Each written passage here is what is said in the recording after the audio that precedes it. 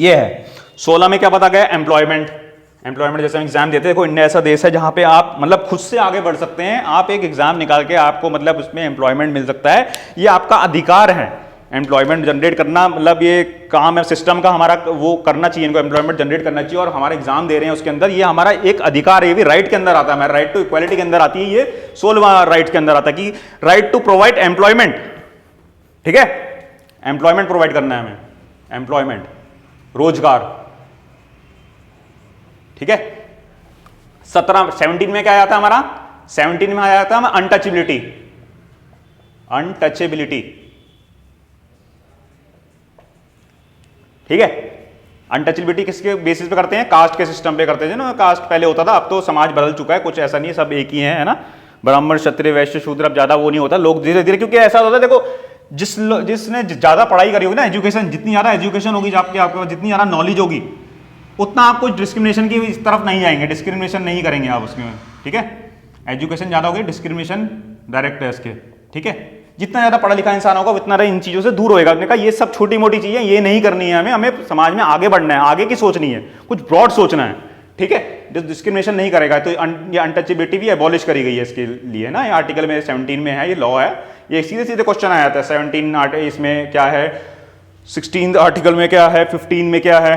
ठीक है, और 18 में आपका एक आता है राइट टू इक्वालिटी में, एबोल्यूशन ऑफ टाइटल्स।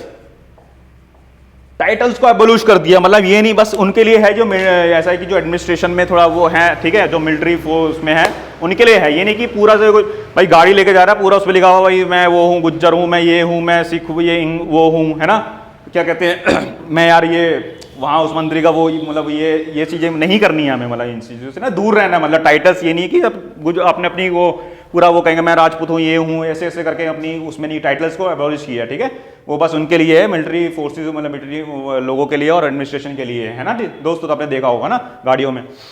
तो ये सब राइट टू इक्वालिटी के बारे में चीजें थी दोस्तों। तो ये आपको एक एक अधिकार पढ़ने होने चाहिए, जितने ज्यादा आपको संविधान के बारे में ज्ञान होगा ना, उतनी ज्यादा आपको नॉलेज होगी, उतना जैसे आप देखोगे ना कोर्स, जैसे कोर्स होता है आपने देखा, देखो कौन से कोर्स होता है, LLB होता है, अब लॉ करते हैं जैसे LLM होता है ना, जितनी ज्यादा जिसको नॉलेज होगी संविधान की, संविधान के अंदर जितनी ज्यादा नॉलेज होगी ना, आपको नॉलेज पर डिपेंड करता है, आपके राइट्स आपसे कोई नहीं छीन सकता है। राइट्स आपको, आप राइट अगर आपसे छीन ले रहा है कोई, तो आप सुप्रीम कोर्ट तक में जा सकते हैं, वहां पे हियरिंग होगी, सबसे पहले इनको तवज्जो दी जाती है, बाकी केस तो बाद में होते हैं, कि आपके राइट्स आपके कोई छीने ना जाएगा, आपके राइट्स एक एक राइट्स पे काम होगा, है ना।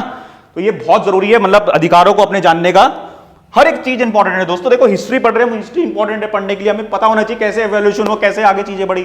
ज्योग्राफी में पता होना चाहिए भाई कैसे फिजिकली फीचर्स हैं, क्या क्या कहाँ है, ये सब चीजें पता होनी चाहिए, है ना। ये बहुत इंपॉर्टेंट सब्जेक्ट है, SST ऐसे नहीं है, है ना, इसमें भी बहुत वो चलता है। ठीक है, तो ये राइट टू इक्वालिटी के बाद में हमने पहले फंडामेंटल के राइट के बारे में बात करी, हम आगे के राइट्स के बारे में देखते हैं। ठीक है दोस्तों, आगे चलते हैं। ठीक है दोस्तों, इसके बाद हम राइट टू इक्वालिटी की बात पढ़ने के बाद हम अगले फंडामेंटल राइट्स पे आए थे हमारे। तो अगला कौन सा है हमारा, राइट टू फ्रीडम। ठीक है, राइट टू फ्रीडम, आजादी। फ्रीडम के नाम से पता लग रहा होगा आपको, आजादी, भैया आजादी की बात हो रही है यहां पे ना कहीं से। तो देखिए आजादी भी किसी को कौन कौन सी चीजों की आजादी है, फ्रीडम ऑफ स्पीच है इसमें, है ना, बहुत चीजें हैं। मतलब आपको फ्रीडम, फ्री मूवमेंट ऑफ, कहीं भी आप जा सकते हैं भारत में, मतलब कोई भी स्टेट में आप घूम सकते हैं, आपको यहाँ पे कोई पासपोर्ट या वीजा की जरूरत नहीं पड़ेगी। या आपका मतलब पूरा भारत हमारा पूरा यूनियन है, उसके अंदर आप फ्री, मतलब पूरा फ्री ट्रेवल कर सकते हैं, फ्री मतलब राइट टू स्पीच भी है यहाँ पे, कुछ अपनी तरफ से बोल सकते हैं, है ना, और पूरा फ्रीडम है आपको हर चीज का, है ना। पब्लिक प्लेसेस पे आप जा सकते हैं, कोई उसमें वो आपत्ति नहीं है किसी के लिए भाई यहाँ पे कोई भेदभाव होगा, किसी चीज का कोई डिस्क्रिमिनेशन होगा, है ना। ये सब चीजें राइट टू फ्रीडम में बता रखी हैं। और राइट टू फ्रीडम की जो हमारे आर्टिकल है उसको आपको याद करना बहुत जरूरी है, वो 1919 से लेके 22 आर्टिकल के बीच में है ना। ये क्वेश्चन सीधे सीधे एग्जाम में आ जाते हैं कि राइट टू फ्रीडम बताइए भैया कौन कौन से आर्टिकल के उसके अंदर आते हैं, तो ये 19 से 22 के बीच में आ जाते हैं। ठीक है, जैसे 12 से 35 तक है ना फंडामेंटल राइट्स, अब एक एक करके इसी के अंदर आ रहे सारे। ठीक है, तो तीसरे राइट जो आ गया, राइट्स आ गया हमारा राइट टू एजुकेशन, बहुत इंपॉर्टेंट है ये भी राइट टू एजुकेशन, शिक्षा।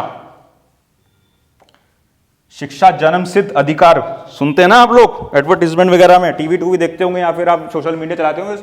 राइट टू एजुकेशन, 6 से 14 साल के बच्चे को सरकार द्वारा फ्री में एजुकेशन प्रोवाइड करी जाती है। वो कौन सा एक्ट है, right to education, RTE act के अंदर आप कोई भी राइट टू RTE एक्ट है एक, तो उसके अंदर क्या कहा है सरकार के द्वारा, क्या चलाया गया है कि आपको फ्री एजुकेशन मिलेगी 6 से लेकर 14 साल के बच्चे को, हर ये नहीं कि प्राइवेट गवर्नमेंट में मिलेगी, प्राइवेट के अंदर भी मिलेगी, और उसके अंदर 25% सीटें रिजर्व हैं। टोटल 100 में से 25% सीटें रिजर्व होती हैं। इसकी एडमिशंस होते हैं वेबसाइटों में, मतलब आपने देखा होगा, तो इसमें फ्री में, मतलब सारा खर्चा, जितना भी खर्चा होता है ना उस बच्चे का, मतलब बुक्स होगी, उसकी यूनिफॉर्म्स होगी, है ना, ये सब चीजें सरकार उठाती है। और ये 25% सीटें रिजर्व होंगी प्राइवेट स्कूलों में ना। आपने उत्तराखंड में भी देखा होगा लॉटरी सिस्टम चलता है, एक लॉटरी सिस्टम देखा होगा ना, लॉटरी सिस्टम की लॉटरी निकलती है क्योंकि बहुत बच्चे अप्लाई करेंगे, है ना, फ्री का है उसमें, है ना, तो लॉटरी सिस्टम में नाम आता है, तब जाके एडमिशन होता है, तब जाके पूरा वेरीफाई होता है, डॉक्यूमेंट्स वगैरह, ठीक है।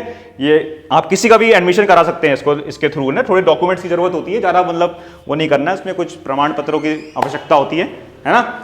तो इसके बाद का जो हमारा आता है, इसके बाद हम राइट टू एजुकेशन की बात कर ली, इसके बाद हमारा एक और राइट आता है, राइट अगेंस्ट एक्सप्लॉयटेशन, ठीक है, राइट अगेंस्ट एक्सप्लॉयटेशन।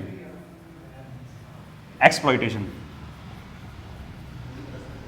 मतलब कोई भी एक्सप्लॉयटेशन नहीं करा जाएगा, ठीक है, बच्चे के साथ। ऐसा होता है ना, ह्यूमन ट्रैफिकिंग बड़ी चलती है आज, इधर उधर बच्चों का मतलब ऐसे भेज देते काम करने के लिए, ये सब चीजें नहीं चलेंगी। चाइल्ड लेबर नहीं चलेगा, चाइल्ड लेबर नहीं चलेगा, मतलब ये कानूनन एक अपराध है चाइल्ड लेबर करना। कोई फैक्ट्री में बच्चा काम कर रहा है, उसको जबरदस्ती काम करा रहे हैं, है ना। ह्यूमन ट्रैफिकिंग बिल्कुल नहीं चलेगी, है ना। ह्यूमन ट्रैफिकिंग आप समझते हैं ना, इधर से उधर भेजना इंसान को या लोगों को या बच्चे को, ठीक है, ये सब नहीं चलेगी, ठीक है। इसके अंदर हमारे राइट के अंदर ये सब चीजें बता रखी हैं, ठीक है दोस्तों। अगला राइट आ जाता है हमारा freedom of religion, right to freedom of religion, right to freedom of religion, freedom of religion, religion धर्म, फ्रीडम आजादी।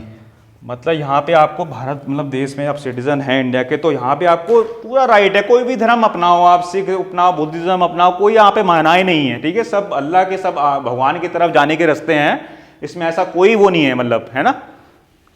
तो right to freedom of religion है, आप कोई भी धर्म अपना सकते हैं यहाँ पे, है ना। सबके धर्म की सबकी वो अलग अलग रिस्पेक्ट है ना।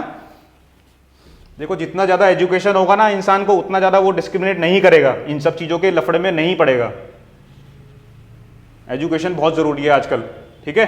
ये रूढ़िवादी सोच से आगे बढ़ना पड़ेगा, हमें कुछ करना है तो आगे जिंदगी में, ठीक है। फिर आ जाते हैं आपके छठा, सिक्स कौन सा आता है, cultural and educational rights, cultural and educational rights.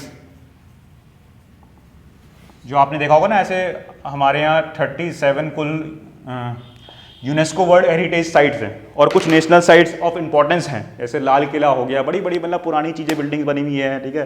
Red fort है, ताजमहल है, ये सब चीज़ें हैं ना, अजंता लोरा केव्स है, ये सब चीज़ें एजुकेशनल कल्चरल में आ जाती हैं। हमारी कल्चर को उसको प्रिजर्व रखने के लिए यूएनओ ने भी करा कि हर एक कंट्री का क्या होगा, कुछ साइटें होंगी और उसको वो करा जाएगा, मतलब उसके देख रेख में चीज़ें होंगी, उसमें कोई मतलब कोई अपनी तरफ से कुछ वो नहीं करा जाएगा, तो तोड़ फोड़ कोई ऐसी काम नहीं करा जाएगा जिससे उसको नुकसान करो, कल्चर को नुकसान हो उस कंट्री के ना। तो कल्चर एंड एजुकेशनल राइट भी बहुत इंपॉर्टेंट है, ये सब चीजें आ जाती हैं इसके ना। अगला राइट आता है हमारे पास, सातवां राइट है, जो क्या है, कॉन्स्टिट्यूशनल रेमेडी। ये भी बहुत इंपॉर्टेंट राइट है हमारा, constitutional remedies, right to constitutional remedies, constitutional remedies, संवैधानिक विकल्प, रेमेडीज को रेमेडी मतलब होता है, देखो ना, विकल्प होता है शायद ना, विकल्प।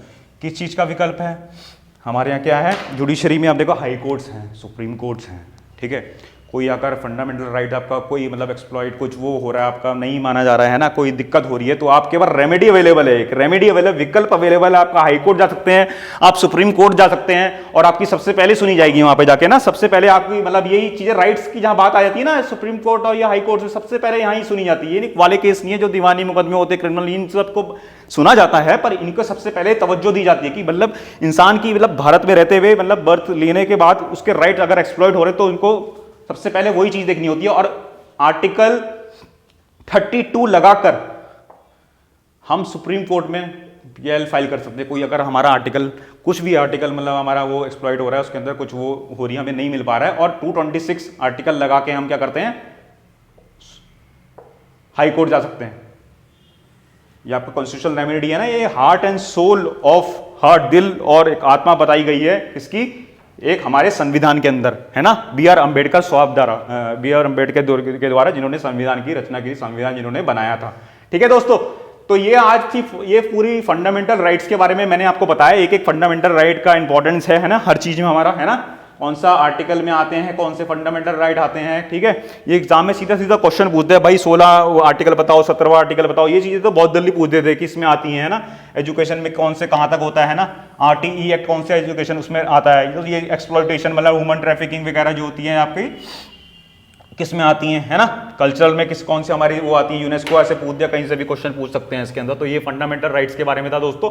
इसके बाद देखो हमने यूनियन एंड टेरिटरीज के बारे में पता करा, है ना, भारत राज्य के बारे में सूरत देखा हमने, है ना, स्टेट्स हैं इनकी, यूनियन टेरिटरीज हैं। उसके बाद हमने, उसके बाद क्या था, उसके बाद सिटीजनशिप जगह बन गई, उसके बाद वहां पे लोग रहना शुरू हुए, सिटीजनशिप मिली उनको। ठीक है, उसके बाद उनके कुछ नियम है, कानून है, तो वो राइट्स के बारे में आती है हमारी बातें, है ना, राइट्स, ये राइट्स एनफोर्सेबल है, ये इन्फोर्सेबल मतलब इनको आप क्या कर सकते हैं, चैलेंज कर सकते हैं कोर्ट्स में, मतलब ये आपसे कोई नहीं छीन सकता। इस संविधान में लिख गया तो लिख दिया अगली बार, मतलब इसमें कुछ वो नहीं हो सकता।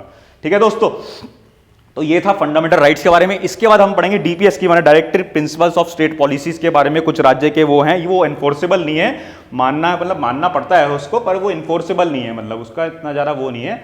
उसके बाद हम देखेंगे फंडामेंटल, ये आपका आर्टिकल 4 में आ जाएगा, डीपीएसपी तो 4A में आ जाएगा आपका, ड्यूटीज के बारे में आ जाएगा। ड्यूटीज कुछ होती है फंडामेंटल ड्यूटीज, मौलिक जिनको बोलते हैं कर्तव्य ड्यूटीज को, है ना। तो ये था दोस्तों आज का लेक्चर, जिसमें हमने यूनियन टेरिटरीज ये पार्ट 1 और पार्ट 1, पार्ट 2 और पार्ट 3 के बारे में, है ना। इसके बाद हम अगला ज्वाइन करेंगे, इसमें हम पार्ट 4A के बारे में बात करेंगे, डीपीएसपी के बारे में बात करेंगे, और हम किसके बारे में बात करेंगे, फंडामेंटल ड्यूटीज के बारे में। तो ये था आज तक का दोस्तों, इसको आप देखिएगा और बढ़िया करके समझिए, पढ़िए, लिखिए और बढ़िया पढ़ते रहिए और आगे बढ़ते रहिए। ठीक है, कोई दिक्कत नहीं है, कोई टेंशन नहीं लेनी है, पढ़ाई लिखाई की, है ना। कुछ घंटे पढ़ाई को दे दो, क्या पता फिर बाद में आपका फ्यूचर बहुत अच्छा हो, है ना। इसके अंदर कुछ घंटे देने की जरूरत है, ज़्यादा वो नहीं है, 24 घंटे के अंदर, है ना। जब पढ़ रहे हो तो पढ़ाई करो, जब मस्ती करनी है, कुछ करना है ना, फ़ोन चलाना है, ये वो चीज़ें, है ना, घूमना फिरना है, वो उसका टाइम अलग रखो आप, कोई दिक्कत नहीं, बस पढ़ाई के साथ कॉम्प्रोमाइज ना करो और कंसिस्टेंसी रखो अपना ही पढ़ने। मंडे को पढ़ना है तो पढ़ना है, मंडे से फ्राइडे पढ़ना है तो पढ़ना है, एक दिन रेस्ट दो, संडे को चाहे रेस्ट दो, थोड़ा घूम आओ। ठीक है, बस कंसिस्टेंसी अपनी मेंटेन रखनी है, ये नहीं कि भाई आज नहीं पढ़ा, कल पढ़ा था आज नहीं पढ़ा, फिर ऐसे सिलेक्शन भी नहीं होगा, क्या पता सिलेक्शन भी नहीं होगा, ऐसे नहीं होता सिलेक्शन, है ना। कंसिस्टेंसी हमें मेंटेन रखनी पड़ती है हर चीज़ों की, है ना। एग्जाम से पहले रिवीजन भी बहुत इंपॉर्टेंट है हर चीज़ का, है ना। मतलब एग्जाम के टाइम कुछ नया नहीं पढ़ने की जरूरत है, नया पढ़ोगे तो पुराना भूल जाओगे जो पढ़ रखा है। ठीक है दोस्तों, फिर मिलते हैं नेक्स्ट क्लास में, है ना। जब तक ले थैंक यू।